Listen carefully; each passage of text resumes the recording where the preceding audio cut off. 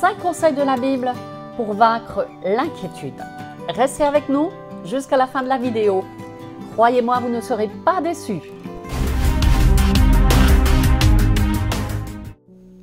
Bonjour chers amis. Bonjour à vous, chers amis. Bonjour ma chérie. Bonjour mon chéri. J'espère que tu es en forme. Oui, ça va bien, Voilà. merci.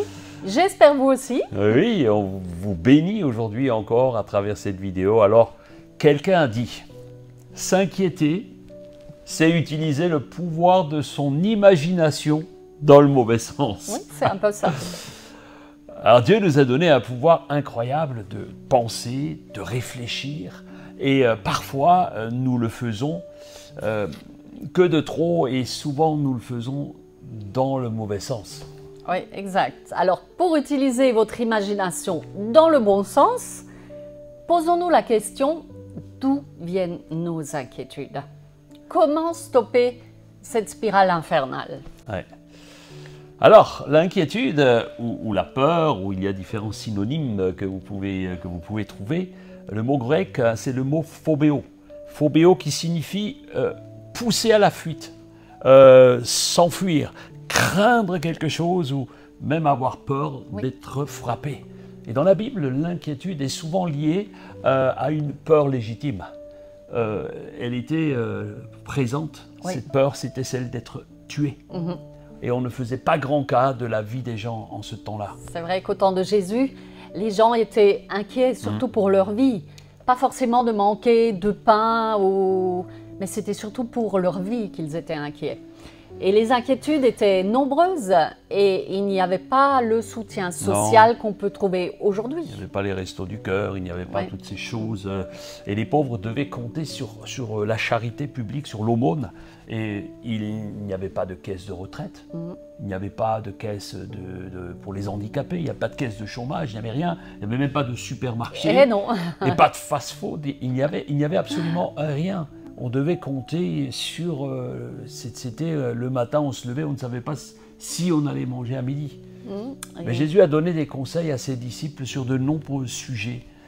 Et notamment un qui nous a frappés en lisant la Bible. Il leur a ordonné de partir témoigner au sujet du royaume de Dieu. Amen. Alors, avez-vous l'habitude de témoigner de Jésus là où vous allez? On l'espère en tout cas, hein. Et c'est vrai que il y a une dose d'abnégation et de courage pour le faire. Il faut du courage. Et c'est vrai qu'en ce temps-là, ce n'était pas seulement de la moquerie, de la peur, du qu'en dira-t-on, mais à l'époque, c'était la peur des coups de bâton, de la prison. Alors il est normal qu'ils étaient inquiets et qu'ils se faisaient finalement du mauvais sang. Ils étaient inquiets quand ils devaient partir pour témoigner parce que peut-être on allait les garder ou même les mettre en prison. Et voici ce que Jésus leur a dit quand il les a envoyés témoigner. Exact. Nous lisons dans Luc 12, 11. « Quand on vous emmènera pour vous juger dans les maisons de prière ou devant les chefs ou les autorités, ne soyez pas inquiets en vous demandant comment nous défendre. Qu'est-ce que nous allons dire ?» Il est en train de leur dire... Vous inquiétez pas, les gars, ça va pas forcément bien se passer, mais il y a une solution. Peut-être, on va vous arrêter, vous allez prendre des coups de bâton dans le temple, les religieux vont vous interroger, mais moi j'ai une solution pour vous. Amen. J'ai une solution pour vous. Alors, écoutez la suite. Verset 12, en effet, à ce moment-là, l'Esprit Saint vous enseignera ce qu'il faut dire. Waouh! Mes amis, premier super conseil de Jésus pour vaincre l'inquiétude, lorsque tu témoignes, c'est compter sur ce que le Saint-Esprit va vous dire, sur ce que le Saint-Esprit va vous inspirer. Amen. Lorsque nous avons peur, si nous sommes inquiets de parler, de témoigner, je le comprends, c'est pas toujours facile. Demandez au Saint-Esprit de vous inspirer ce que vous direz et tout ira bien. Tout ira bien, même si aujourd'hui vous ne risquez pas ici de vous faire frapper. Il y a des endroits où les chrétiens sont persécutés à cause de leur foi. Alors la deuxième source d'inquiétude que nous pouvons tous ressentir à un moment donné, c'est la peur de la mort. Eh oui. Alors, nous allons au psaume 23 et nous allons voir les conseils du roi David qui dit, dans le psaume 23, verset 4, « Même si je traverse la vallée de l'ombre de la mort, je ne crains aucun mal. Seigneur, car tu es avec moi. Ton bâton de berger est près de moi et il me rassure. » L'inquiétude, c'est dans ce passage ici, est vraiment de marcher dans la vallée de l'ombre de la mort, hein, la vallée de souffrance. Et David y était longtemps confronté parce qu'il a été pourchassé par l'armée, les hommes de Saül. Il risquait sa vie tous les jours. Alors qu'il était dans un désert, il va écrire ce merveilleux psaume 23 qui est de partout connu. Et voici son conseil. Il va dire, même si je marche dans la vallée de l'ombre de la mort, eh bien le Seigneur est avec moi. Le Seigneur est avec toi. Amen. Si tu marches Seigneur est avec toi. dans les jours les plus difficiles, n'oubliez pas que le Seigneur ne vous abandonnera pas. Jamais. Vous n'êtes pas seul. Dieu est avec vous. Amen, amen. Et nous allons voir le troisième conseil. C'est aussi se méfier du risque de s'inquiéter, de manquer, par exemple. Les besoins purement pratiques, matériels, là aussi, Jésus connaissait ce problème. Il connaissait ça, il était... Puisqu'il est venu sur cette terre, Exactement, comme un simple homme, nous dit la Bible. Comme nous, il avait faim, il avait froid, il avait les mêmes besoins. Eh oui, eh oui. Il va leur parler franchement et il va leur dire ceci dans Matthieu 6.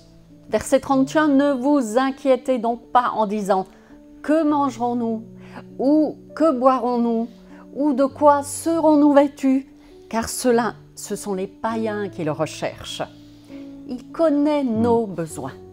Et en même temps, il dit « N'ayez pas peur. N'ayez pas peur. Ne vous inquiétez pas. Ouais, de ce que vous vêtirez, de ce que vous mangerez, car votre Père qui est dans le ciel sait De quoi vous avez besoin. Il connaît tous vos besoins, donc ne vous inquiétez pas des choses, des petites choses. Donc on pourra en déduire que ce que Jésus est en train d'enseigner ici, à travers ce conseil, c'est la foi. C'est la foi. Ayez donc foi. Les inquiétudes, pourrions-nous dire, sont liées directement à notre foi. Si tu te fais du sang d'encre pour tout et pour rien, eh bien, cela démontre que peut-être tu ne comprends pas la nature de Dieu, parce que lui s'occupe des moindres choses. En tout cas, c'est ce que la Bible nous dit. Amen. Dans Matthieu 6,30, il est dit « Si Dieu revêt ainsi l'herbe des champs qui existe aujourd'hui et demain sera jetée au four, ne vous vêtira-t-il pas à plus forte raison, gens de peu de foi ?» Alors ce verset nous dit tout simplement que certaines inquiétudes proviennent d'un manque de foi. Ouais. Donc un conseil puissant de Jésus ici, entre les lignes, on pourrait dire, entre les mots, eh bien c'est d'entretenir et faire croître votre foi si vous voulez vous épargner les inquiétudes, vous séparer des inquiétudes. Parce que l'inquiétude aussi, eh bien, c'est nuisible pour la santé parce que vous pouvez tomber malade. Et il continue d'en parler aussi dans Matthieu 6, la suite. Hein. Au verset 27, « Qui de vous, par ses inquiétudes, peut ajouter une seule coudée à la durée de sa vie ?» Les inquiétudes détruisent la santé. Elles affectent le système immunitaire, elles augmentent la tension dans notre corps et se faire du mauvais sang par les inquiétudes peut nous amener à tomber malade. Ouais. Mes amis, Dieu s'occupe de vous et de tout. Amen. Et de tout. Alors prenez soin de votre santé aussi. Et si vous ne voulez pas vous inquiéter des choses, prenez soin de votre santé. Faites de l'activité. On vous encourage vraiment à prendre soin de votre santé. Mais ne vous inquiétez pas des choses parce que Dieu s'en occupe. On va au quatrième conseil tout de suite. Le quatrième conseil pour vaincre les inquiétudes, des peurs, des craintes, des inquiétudes, oui, c'est vrai que nous en aurons toujours. Mais ce qui compte, c'est la manière dont nous pouvons les surmonter. Les gérer. Hein, les gérer, les surmonter. Alors, l'apôtre Paul a dit dans le livre des Éphésiens, chapitre 6, verset 13. C'est pourquoi prenez donc toutes les armes de Dieu, afin de pouvoir résister dans le mauvais jour et tenir ferme après avoir tout surmonté. Après avoir tout surmonté. Vous pouvez le dire avec nous, après avoir tout surmonté. Vous savez, qu'est-ce que ça peut bien vouloir dire? Il y a une lutte, il y a une lutte invisible, un combat contre les forces du mal, les forces de l'ennemi, qui, par le biais des inquiétudes qu'il envoie dans nos pensées, eh bien, dans un seul but, c'est de nous voir trébucher, de nous voir tomber. Et il va le faire jour après jour, il va revenir à la charge, il va te dire « mais regarde, ceci, cela va t'arriver ». Et le psalmiste encore donnera un conseil extraordinaire au psaume 56, au verset 3. « Quand je suis dans la crainte, disait-il, en toi je me confie. Faites de même. » C'est une vérité absolue, hein. Confiez-vous toujours en Dieu lorsque les inquiétudes arrivent, ne vous laissez pas manger. Confiez-vous en lui. Et nous en arrivons au dernier conseil. Dernier conseil, Pierre nous encourage fortement à relâcher nos soucis, nos craintes, nos inquiétudes. Dans 1 Pierre, chapitre 5, verset 7, il dira « Déchargez-vous sur lui de tous vos soucis, car il prend soin de vous. » Alors, chers amis, sachez que 99% de nos inquiétudes ne sont pas justifiées et n'arrivent jamais. C'est une statistique qui a été établie. Donc, raison de plus, vous déchargez sur Jésus de tous vos soucis. Et il va aussi les encourager dans Matthieu 11. Il va leur dire « Car mon joug est aisé, mon fardeau est léger. » Prenez-le, prenez-le, ne prenez pas les inquiétudes, prenez-le. Parce que Dieu est votre soutien. Amen. Dieu est votre soutien. Et vous n'êtes jamais seul avec Jésus. Alléluia. Amen. D'ailleurs, la Bible nous dit dans Philippiens 4, 6 aussi, « Ne vous inquiétez de rien. De rien. Mais en toute chose, faites connaître vos besoins à Dieu, à votre Papa dans le ciel. » Alléluia. Si vous êtes dans la crainte, dans les doutes, les inquiétudes sans arrêt, et que vous vous faites du mauvais sang, déclarez tout simplement la parole, les promesses de la parole de Dieu. Un de nos versets phares, sans doute celui qui a activé le plus notre foi, eh bien, c'est celui-ci de Matthieu 6, 34, qui va dire « Ne vous inquiétez donc pas du lendemain, car le lendemain s'inquiétera de lui-même. À chaque jour suffit sa peine. » Alors oui, mes amis, vivez chaque jour, un jour après l'autre, comme si c'était le dernier, mais faites comme si vous deviez vivre pour toujours. Les peines et ce qui se passe demain, seuls appartiennent à Dieu. Alors dites-nous dans les commentaires ce que vous en pensez, parce qu'on a besoin de votre retour. Abonnez-vous à la petite chaîne. Si ça n'est pas encore fait, activez la petite cloche, puis ça va nous encourager dans notre travail. Continuez à vous soutenir dans ces moments.